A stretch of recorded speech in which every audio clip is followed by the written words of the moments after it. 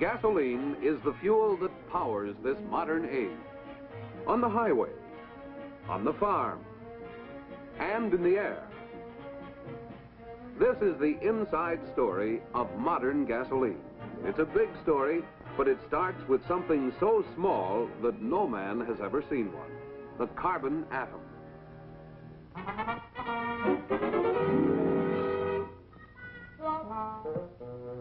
Hello, folks. I'm a carbon atom, and since I'm an essential part of each of the hydrocarbons in crude oil, I'm here to give you the inside dope on gasoline. I'm the smallest possible particle of carbon. Why, I'm so small, 1,000 billion atoms like me could dance on the head of a pin. Scientists know I act as though I had 4 arms, and these fellows, who are the hydrogen members of this combination, have only 1 arm. We're going to form a molecule. Watch. I grab hold of hydrogens like this, then another carbon. In doing this, we make a kind of chain. See? When we're together, the combination is a hydrocarbon molecule, one of the many, many different hydrocarbons. For instance, we have formed a typical gasoline molecule. Now I want you to meet some of my relatives who form in the same way but have different patterns. I'm another hydrocarbon, a gas molecule.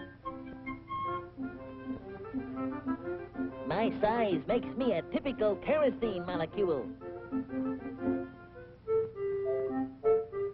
I'm one of the fuel oil molecules. A light lubricating oil molecule. That's me. I'm a heavy lubricating oil molecule. All of these carbons and hydrogens make me a residual materials molecule. So you see, there are lots of different molecules, different sizes, different shapes, all found in crude oil. Crude oil is still the best raw material for today's great motor fuels. In modern refineries, science builds gasolines from selected groups of molecules by changing their sizes, shapes, and structures. To do this job calls for great storage tanks.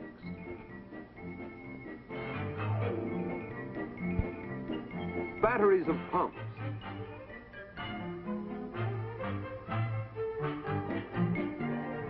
A maze of valves and pipes. Mighty facilities. And an army of experienced, specially trained workers. The first step is to separate the crude oil into the parts that you saw a moment ago. This is done by distillation. You know that when you boil water, the vapors can be condensed. The same principle is used in distilling crude oil. Giant units with bubble towers condense vapors just as the cold tumbler did. Here, in a single tower, much simplified, crude oil is separated into the different fractions needed for gasoline, kerosene, fuel oil, and other petroleum products. Here we see the crude oil being heated. Most of it is vaporized.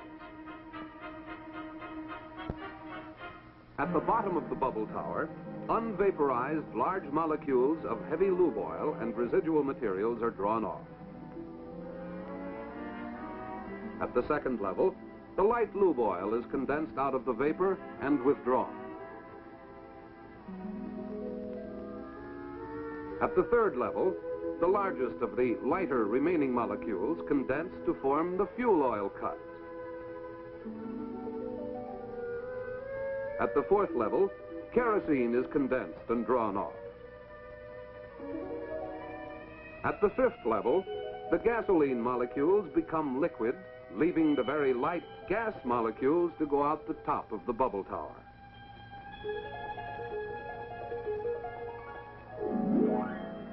In the average crude oil, only a limited amount of gasoline is present. So let's see what we might get from this simple distillation. A barrel of crude oil produces 20% residual fuel oil and asphalt, 7% lube oil and wax, 39% gas oil and fuel oil, 15% kerosene, 1% gas, and gasoline only 18%. Not nearly enough for today's millions of cars. But science came to the rescue by inventing the cracking process, enabling refiners to make more than twice as much gasoline from each barrel of crude. Today, were it not for the demands for fuel oil and diesel fuel, almost the whole barrel could be converted into gasoline. By making more gasoline, cracking has conserved our natural resources and at the same time made gasolines of higher anti-knock quality for greater performance and economy. Here's a typical gas oil molecule to be cracked. You're already familiar with the way it's constructed. To crack it, heat is applied under precisely controlled conditions, more heat than is needed for distillation. You're watching how science first changed a molecule into more useful one.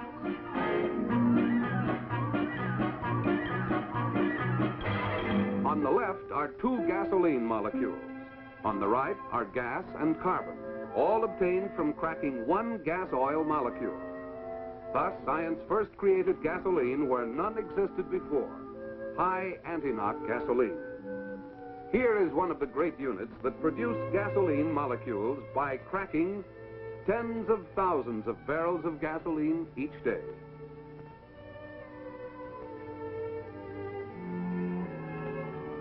Several other science-fashioning processes have since been developed. One is called polymerization. It simply takes similar type molecules that are too small for gasoline, such as these gas molecules, unites them by the polymerization process to form a larger molecule, a gasoline molecule of exceptionally high anti-knock value. Thus, science again fashions for us more and better products. By a somewhat different process, this alkylation unit joins together two very small molecules to make another high-octane gasoline component. And this reforming unit takes low-grade gasoline found in crude oil and changes it to high-grade gasoline. In many of these processes, and in the latest cracking process, the science fashioning is accomplished by a catalyst, a material that promotes reactions of other substances. The most modern cracking process uses a catalyst in the form of a fine powder that will flow like a fluid. Here is what happens inside a fluid catalytic cracker. Gas oil is heated. It is joined by the hot, finely powdered catalyst, shown here as little white grains. The hot oil and the still hotter catalyst then move together through pipes up into a chamber called the reactor and are tumbled about. Here, the heavy oil molecules are cracked by catalytic action to produce gasoline molecules. These move out at the top. As the catalyst becomes covered with coke, it becomes less active and is drawn off at the bottom. Air blows it through a pipe to the regenerator where the coke is burned off. This reheats the catalyst, which again joins the flow of incoming oil.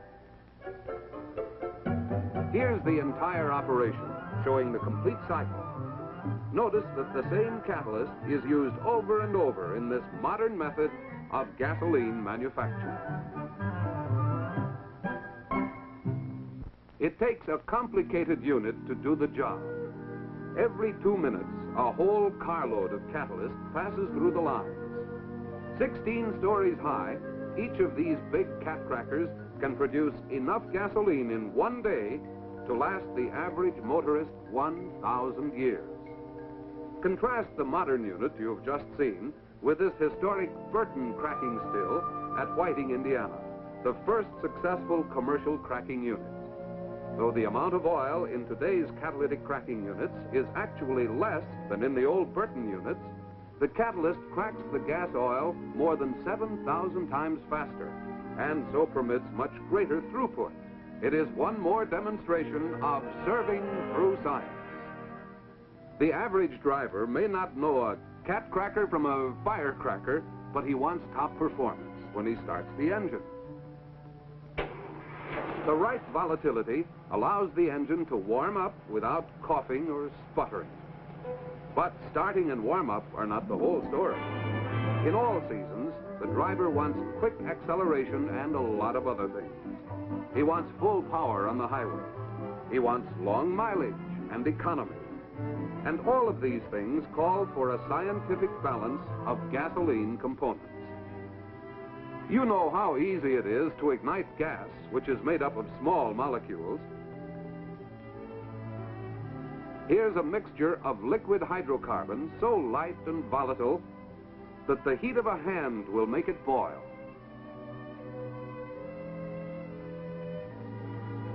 It's flammable, and so volatile it ignites fast.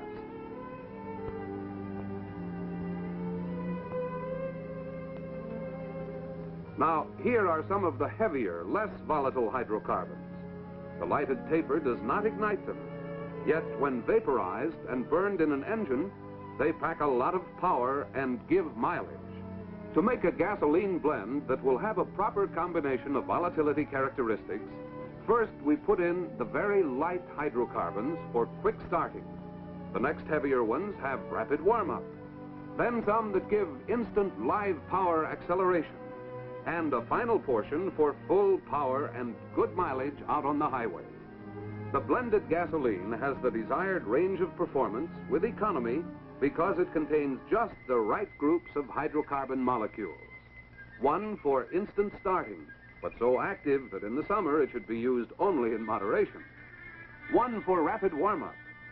One for smooth acceleration. And one for full power and good mileage. Molecules that work together. A harmonious team.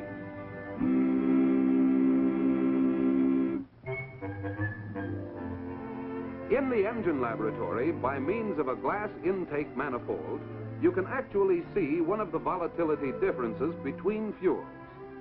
Slowing down the action, here's what too low volatility causes: a wet manifold and imperfect distribution.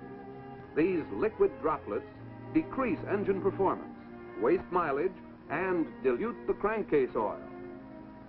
By switching to a fuel with correct volatility, vaporization is complete and there is no waste. Building trouble-free performance starts in the laboratory, but it doesn't stop there. Fuels are tested under all kinds of road conditions, in all types of engines, and under all the different seasonal and climatic conditions. This means city driving. It also means rolling out into the country, driving at moderate temperatures, and in hot weather, and in extremely cold weather. Seasonal variations and the climates of different regions must be taken into account. Volatility is adjusted to suit the season and the region in which the gasolines will be used. A distillation test measures the volatility of motor gasoline.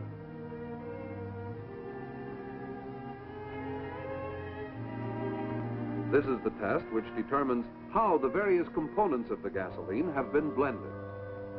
But volatility is only one major requirement. What about this? Listen. Fuel knot that needs to be prevented. Let's go back to the laboratory and get this part of the story. The motorist wants smooth, controlled application of power. Using a special demonstrator, I shall show the difference between poor performance and good performance. Now, with the hard face of this mallet, I strike the piston. The piston, you see, receives a punishing rap, showing how power is wasted when gasoline knocks.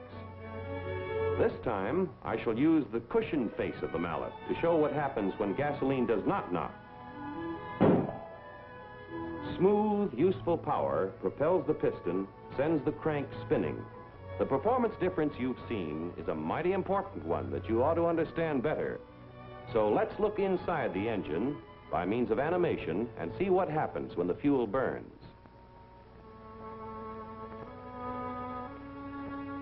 These gasoline molecules have not been improved on or controlled by science. They are untamed and unruly.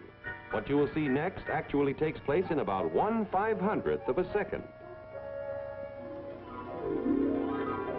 First, the spark ignites the compressed fuel charge. Now, watch for the knock. In this greatly slowed down action, you could see that with this gasoline, combustion was uneven and uncontrolled, and at the end there was a jarring, violent explosion, a knock that pounded and shook the engine. Now, with gasoline made up of molecules that have been science-fashioned so that they have the required anti-knock quality, molecules that stay under control and work as a team, let's see what happens.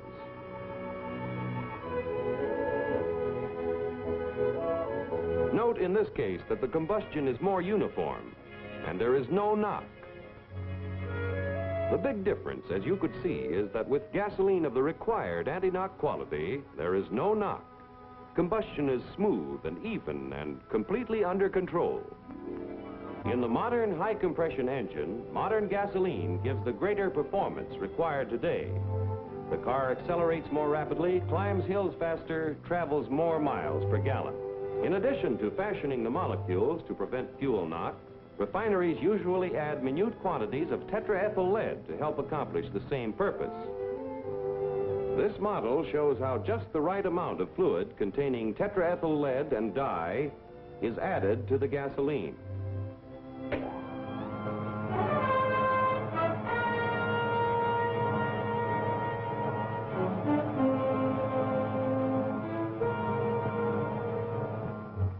In the knock testing laboratories, test engines are used to make sure that the proper anti-knock quality has been built into modern gasoline. The high anti-knock reference fuel is called isooctane, hence the expression octane number. This test engine is equipped with a dial indicator that shows just how badly the engine is knocking. With a fuel of low octane number, here's how it sounds. Switching to a high octane number fuel, the knocking diminishes and finally fades out completely.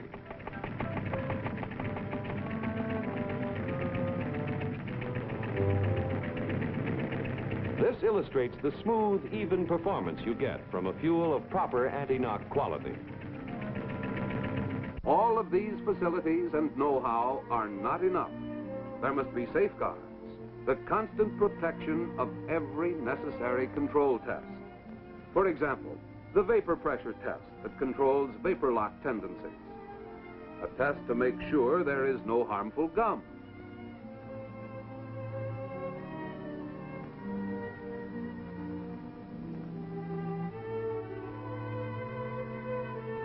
Another to make sure that today's fine gasolines will not deteriorate in storage. A test that guards against corrosive impurities.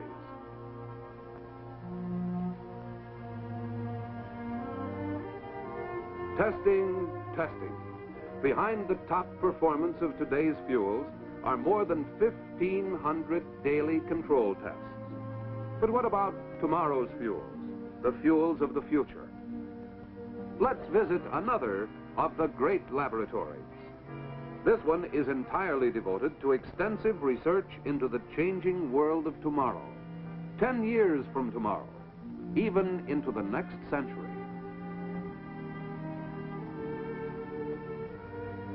Here are some of the country's most capable scientists, and hundreds of men like these are also working on more and better products.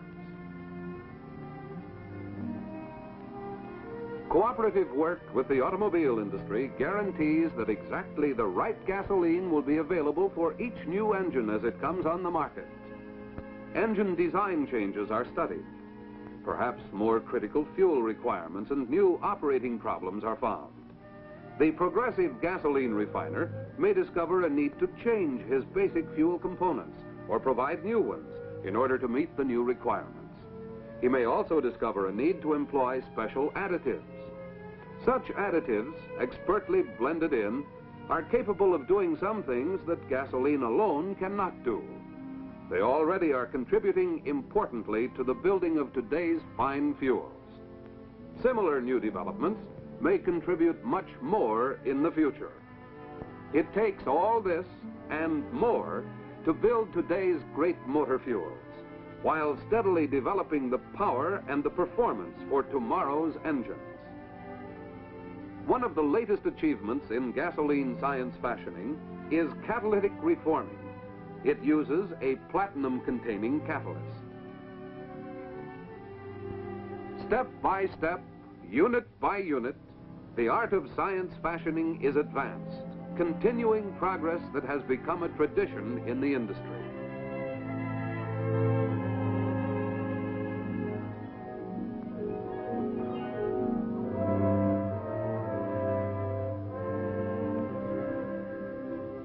So there's the story, folks, and I'm proud to be a part of it, even if only as a tiny atom inside modern gasoline.